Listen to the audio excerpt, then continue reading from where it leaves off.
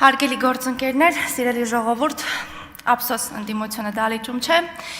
որովհետև երբ ասում էին, որ Հայաստանում փոխվել է քաղաքացու արժանապատվության գինը, եւ սա ասում էինք մենք, որ այն այլևս անգին է, ընդդիմադիր շրջանակները դա լուրջ չընդունեցին։ Այնքան լուրջ չընդունեցին, որ իրենց հաջողության բանաձևը որոշեցին փնտրել Հայաստանից դուրս այս անգամ էլ,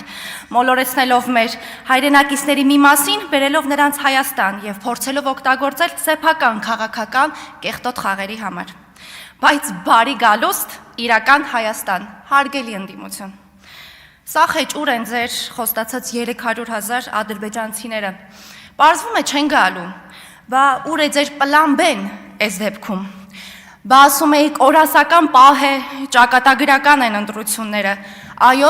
ճակատագրական էին, սիրելի գործընկերներ, բայց իրենց համար։ Ճակատագրական էին իրենց անձնական շահերի, իրենց երբեմն անհայտ, երբեմն էլ հայտնի ծագում ունեցող ունեցվածքի եւ իրենց քաղաքական գոյությունը պահպանելու համար էին ճակատագրական։ Եվ գիտեք, թե ինչու պարտվեցին նրանք այս անգամ էլ, սիրելի գործընկերներ։ Ասեմ, երբ 5 տարի շարունակ մեզ ասում էին Փաշինյանը ձեր վարչապետն է, մեր վարչապետը չէ։ Դրանով բնավ կասկածի տակ չէին դնում Հայաստանի Հանրապետության վարչապետի ստացած մանդատի լեգիտիմությունը։ Նրանք չէին հավատում այն քաղաքացիներին, որոնց վստահության քվե էին տվել այդ նույն վարչապետին։ Նրանք չէին հավատում, որ այդ մարդիկ էլ են իրական, ու նրանք անկաշառ են, չեք հավատա, բայց անկաշառ էին այդ իրական մարդիկ։ Ու նրանք իրական Հայաստանի իրական քաղաքացիներն են։ Ուստի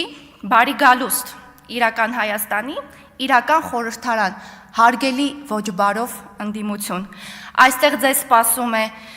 այն, ինչից դուք ամենաշատն եք վախենում եւ խուսափում՝ իրականությունը։ Շնորհակալություն։